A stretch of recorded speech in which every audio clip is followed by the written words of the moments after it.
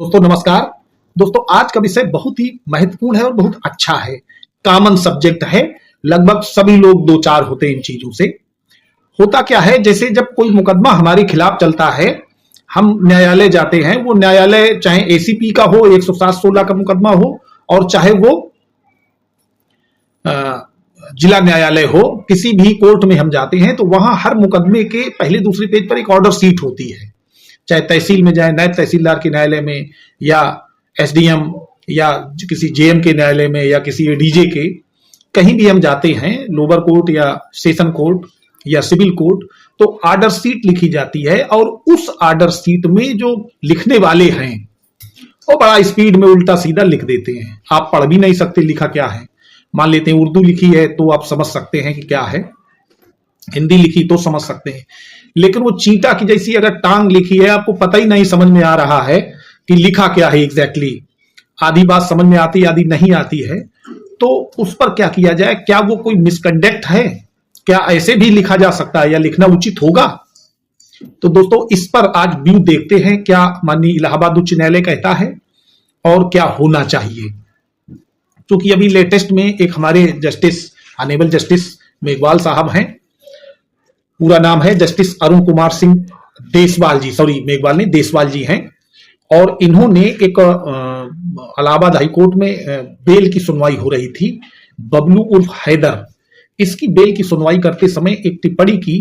क्योंकि उसमें कुछ ऐसा लिखा था, इतनी घसीटा राइटिंग थी कि पढ़ ही नहीं सकता कोई, तो उन्होंने सभी जिला न्यायाधीशों को ये निर्देश देने के लिए रजिस्ट्री से कहा कि ये निर्देश प्रसारित करें कि अपने अधिकार क्षेत्र में आने वाले सभी जुडिशियल ऑफिसर्स को आदेश पत्रक सुपाठ्य लिखावट में लिखने या उसे टाइप कराने के लिए जागरूक किया जाए। सुपाठ्य का मतलब है जो पढ़ी जा सके।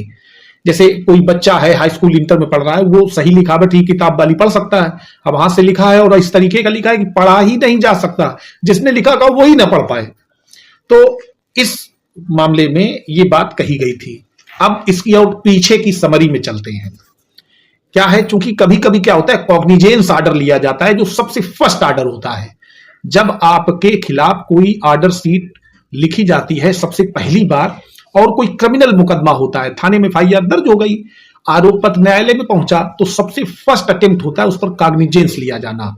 जब तक न्यायालय उस पर कॉग्निजेंस नहीं लेता है, तब तक एक्यूज पर्सन के विरुद्ध सम्मन नहीं जारी होता है। सम्मन नहीं जारी होगा तो पुलिस आपको सम्मन नहीं लेके जाएगी, वो आरोप पत्र ऐसे पड़ा रहेगा। तो जो फर्स्ट ऑर्डर है वो होता है कॉग्निजेंस ऑर्डर। अगर वही घसीटा हो या बहुत ज्यादा ऑर्डर सीट बहुत ज्यादा चार्जशीट आ रही हैं, तो एक प्रिंटेड प्रोफार्मा में लिख दिया जाता है। पता चला सब कुछ प्रिंट है, न्यायालय का नाम, थाना, धारा और कौन बनाम कौन, बीच में बनाम लिखा हुआ है, नाम भर दिया, और सब कुछ पूरा आपके विरुद्ध फला फला धारा में, और धाराएं छूटी हैं उसको हाथ से लिख दिया। में प्रसंज्ञान लिया जाता है, दर्ज रजिस्टर हो, अभियुक्त को समन जारी हो, और नीचे पीठासीन अधिकारी के हस्ताक्षर। अब बाबू ने या जो वहां डेली बेजर हैं या रीडर हैं, उन्होंने उन धाराओं को, उन बातों को भर दिया और पीठासीन के सिग्नेचर हो गए।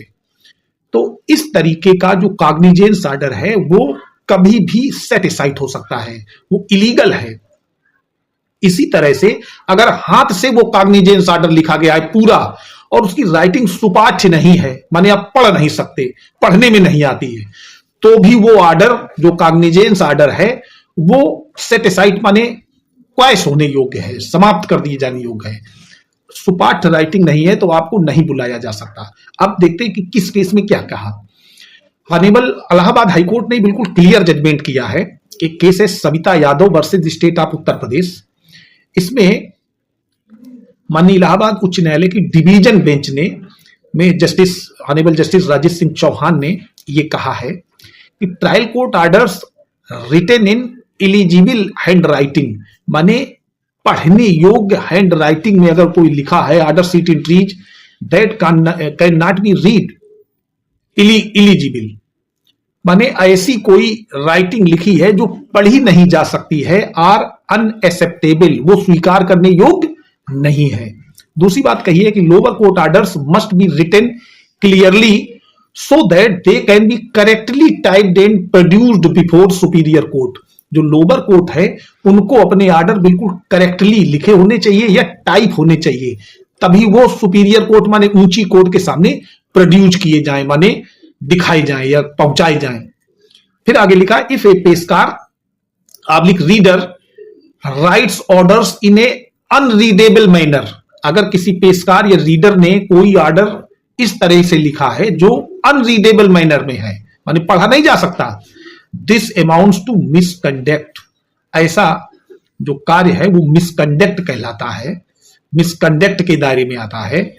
The erring officials may be required to issue an explanation and afterward could face departmental action as per law, ऐसे व्यक्ति के विरुद्ध डिपार्टमेंटल एक्शन लिया जाना चाहिए या उसका एक्सप्लेन करना चाहिए।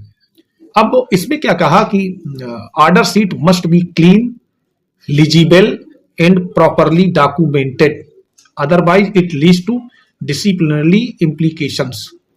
अब इसमें एक और अभी जो दिसंबर 2025 का ये ऑर्डर है देशपाल साहब ने किया है, इसमें भी यही कहा है।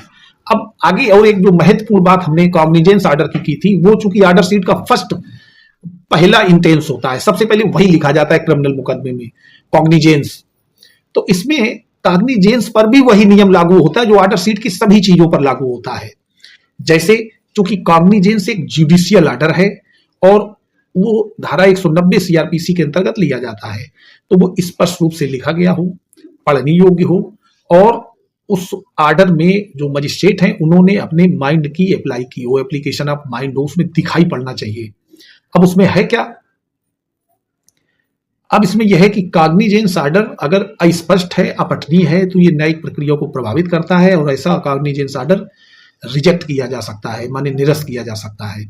अब सुप्रीम कोर्ट और हाई कोर्ट के सतत सिद्धांत क्या है, परमानेंट जो प्रिंसिपल्स हैं कॉग्निजेंस ऑर्डर के संबंध में, उसमें कहा गया कि एफआईआर या शिकायत जो भी हो, साक्ष्य जो भी आए हैं, जो भी कागजात हैं, और उस पे जो धाराएं हैं, जिन धाराओं में चार्जशीट दाखिल हुई है, इन पर संक्षेप में विचार किया गया हो, ऐसी बात आपके ऑर्डर में झलकनी चाहिए। केवल संज्ञान लिया जाना, लिख देना पर्याप्त नहीं माना जा सकता, और विशेषकर जब आदेश अपठनीय भी हो। तो इसमें ये चुनौती योग्य है।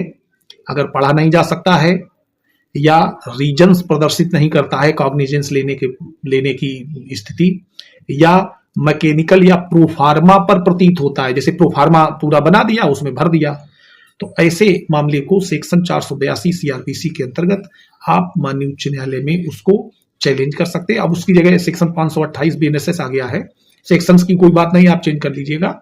तो अगर ऐसा कोई ऑर्डर है तो आप चैलेंज कर सकते हैं। दोस्तों, अगर वीडियो अच्छा लगा हो, वीडियो के विश्लेषण अच्छे लगे हो, तो चैनल को लाइक करें, चैनल को अपने दोस्तों को भेजें और हमारे चैनल को ज्वाइन भी करें। धन्यवाद।